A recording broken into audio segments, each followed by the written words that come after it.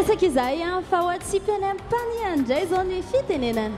Ianary tombonkasy tompovavy mitoy hatrany fiarahantsika atao anatin'ny final, atao anatin'ny kategoria kopikôly misy atsika amin'izao raha sivy zao. Horaisitsika amin'ny tehaka mafy be Tolosoa Rasoarivo hitondra ny hira hoe zao fa tsy afaky izy dia anany kopikôly ny Prinsia.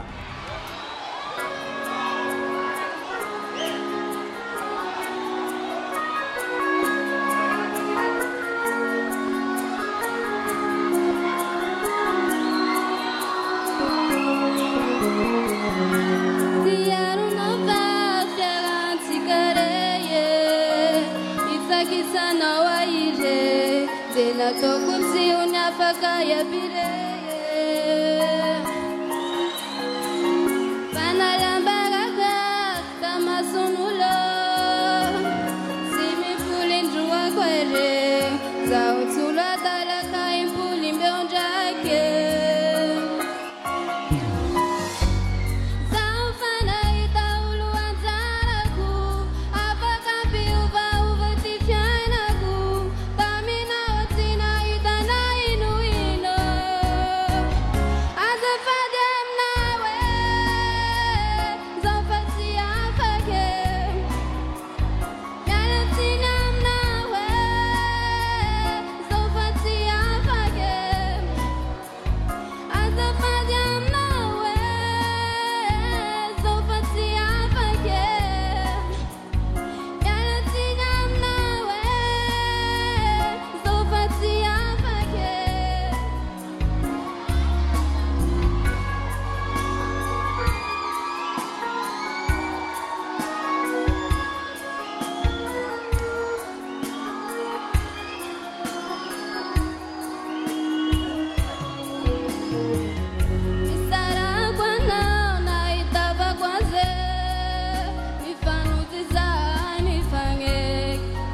Tokunu finu vya bireye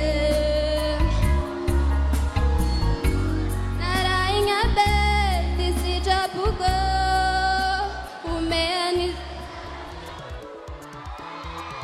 Merci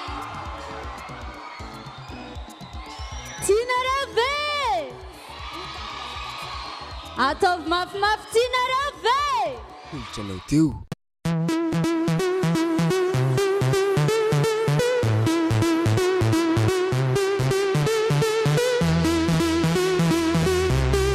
Kopikôly, a TV+ reality show.